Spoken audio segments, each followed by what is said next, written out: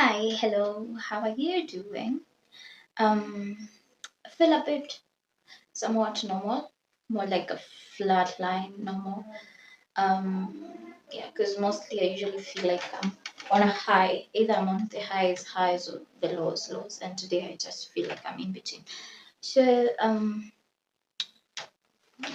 I intend for this video to be the last one that I post on this YouTube channel, and I'm recording it within a period of 3 days, and this is my birthday.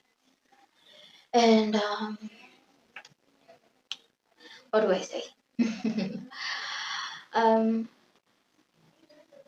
as Christians, maybe something, if someone mentioned like someone is carnally minded, I think me personally, or what would come to mind is like, oh, sexual immorality.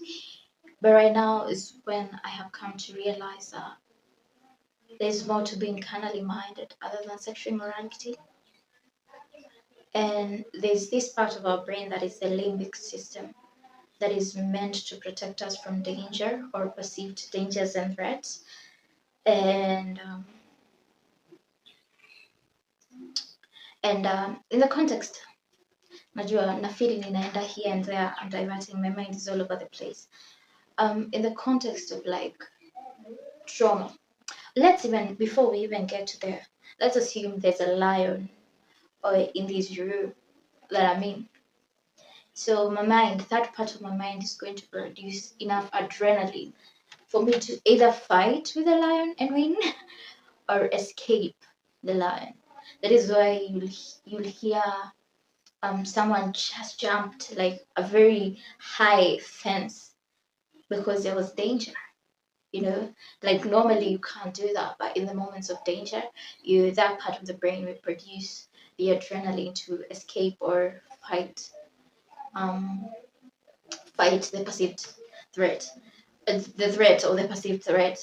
So when it comes to like trauma, um, you mostly aren't able to like escape physically, so the mind will protect you in a way that um, it can't protect you physically.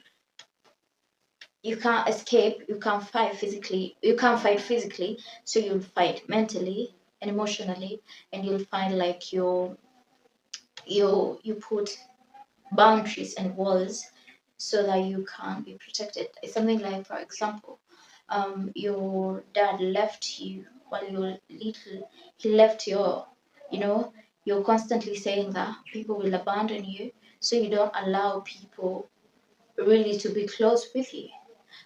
You are criticized maybe growing up by whomever, so you really shrink, and you don't like to be vulnerable because you're assuming that you're going to be judged and be criticized every single time.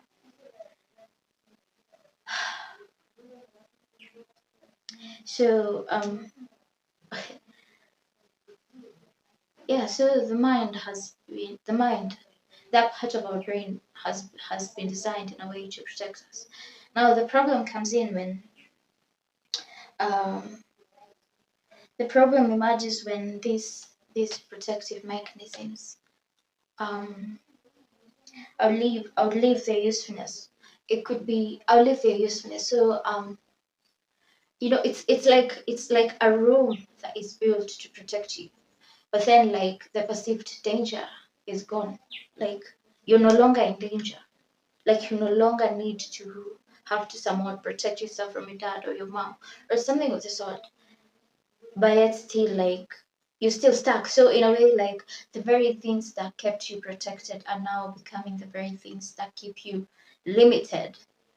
Yeah, because maybe it gets to the point where you actually just wanna allow people to love you, or you want to actually ask for help because now growing up you thought like you needed to figure out everything on your own, so so you never trusted anyone to ask for help. And now it gets to the place where you really just want to ask for help but you can't. Why?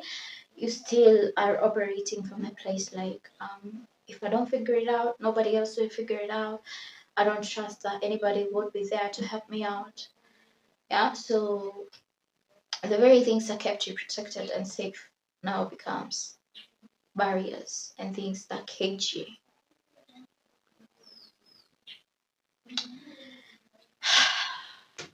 It felt like I've really ranted. I don't know if my mind is all over the place with this whole thing. But I'm just gonna keep the video as out. So it feels like I was all over the place. But hey, this is day one, the end of day one. Hi, I'm Kaji. This is day two of me shooting the last video that I'm going to post um on on this YouTube channel. So today I was feeling a bit moody, and then I took a shower and I feel a bit better. Yesterday I talked about how the brain has been created. There's a part of our brain that has been made that protects us and keeps us, helps us to survive through like traumatic events. So with that being said, in all honesty, I have lived in survival for the longest in my life. Yeah, I've I've been in survival from early on. At a very young age, I figured that there were some things that I had to learn to do on my own without being taught by someone, which, there should have been someone teaching me those things. But I felt like I've had to figure out a lot of things on my own. And at an early age, I figured that if I don't figure things out, nobody else will. I have to figure things out for myself. Otherwise, nobody else will, especially I even can't go into details about it. I can't go into details because then I think I'll be leading on people. So one of the ways that manifested is somewhat independence, the hyper independence, and of course I could get to hyper independence, but yeah, to the point where I feel like I even still struggle with asking for help up until now, especially when it comes to like the matters, mostly when it comes to the matters like emotions or mental, or something like I'm going through a tough time. It's tough time. It's gonna be hard for me. It takes a lot. It takes a lot for me to actually have to ask for help, because then it comes with vulnerability, and I don't trust that my vulnerability is going to be handled with safety. And so I have learned to actually regulate alone. Of course, not really alone, especially after I got saved and after nimeanza kukosa hope I've been, because I have struggled to be vulnerable even with God. I have struggled to be vulnerable with Him. So I've majorly have been processing things all on my own. With the help of the Lord, of course. And another way it showed up is like I felt the need to have to constantly perform in friendships, relationships, because then I'm like, if I don't perform, what is my value? If I don't perform, someone is gonna leave me and then I'm gonna be alone. So I'm constantly overgiving and overstretching myself, giving at the expense of myself, so that I can be accepted, so that I can be loved, so that I can be seen or heard. And I'm afraid that the other person is gonna leave and I don't wanna be alone.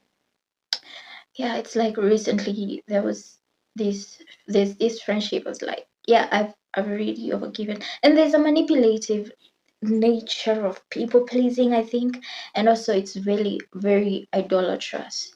It's very idolatrous, because then I am hyper fixating and hyper focusing on maybe this one friendship, and I am over giving and giving and giving. Oh, it's very idolatrous, and it's also very religious, because in religion you need to perform or do good work so that you can be accepted, which is something that I've also at first, even when I got saved, it's up until recently where I've been like, yeah, I don't need to perform for God to accept me. He loves me. He chose me. He chooses me. Like, he's my father. I don't need to perform.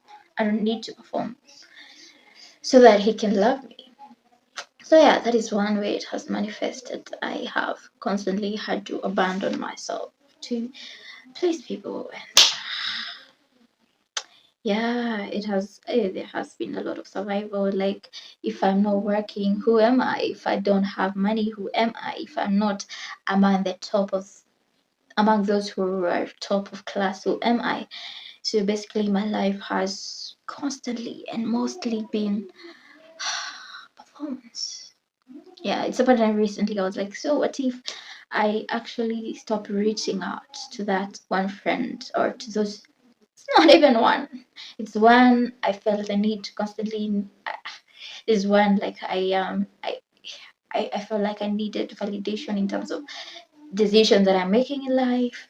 There's another where I feel like I need to perform. There's another who I was afraid of being abandoned. And it's just like, what if you just stop performing? What if you just stop, reaching out? If you're the one who's constantly doing that, if the friendship is bent on you overgiving, compromising yourself, if the friendship is like you're the one who's pouring, if it depends on that alone, then there is no friendship there. And it's more like, so what if I actually don't reach out and they never reach out? It's okay. I mean, see, I'm just gonna be alone. Of course I'm not alone. I am with God. And it's just like, what is the worst that could happen, really? Anyway, whatever. This is day 2. I feel like the sun or the light is hitting my face vizuri. Ama ni juu nimevaa red lipstick, ninaona like it has brightened up like my face. I don't know. Or it's the green that is contrasting, whatever. Yeah, so this is day 2. This is day 2 of making my last video on YouTube. Now again, it is very unstructured, and I feel let us give effort in this video. Let's see tomorrow. With recognizing that I've been in survival mode for the longest or so, today I was feeling a bit, I need to take accountability, because I have hurt people. I have hurt people while I'm surviving. Even very recently, I'm like, yeah, I need to apologize to some people. I need to apologize, but surviving is a ghetto. Surviving is a ghetto. I don't want to survive anymore. Actually, I'm not surviving anymore. I'm just recounting on the girl I was. It's not me anymore. That girl is dead. She really is dead. Hi, it's day 3 of recording my last video on YouTube. So, Evan, I said that there's a part of our brain that is called the limbic system that is meant to keep us, to protect us, to survive danger, threats. And yesterday I talked about how that manifested in my life. And so today I somewhat, I was actually feeling a bit drained. Yeah, before I took a shower, and yeah, while in the shower, I made a prayer.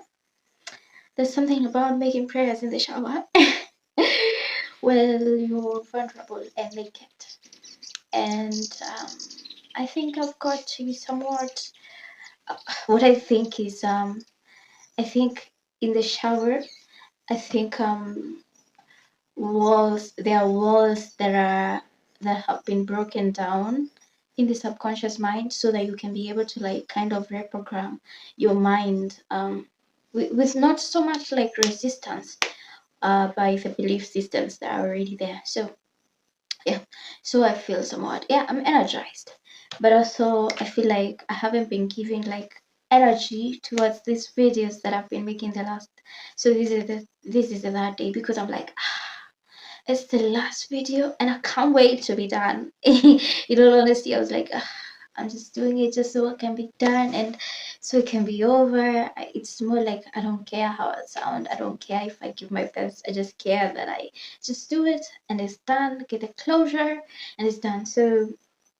the reason why I am making these as my last videos on like YouTube and even like my Instagram and TikTok. Yeah, I'm gonna make the last post and then I'm just gonna log out of those accounts. I don't wanna delete the account. I just wanna be able to have a place where I'll look back and see how far I will have gone and how far I have come.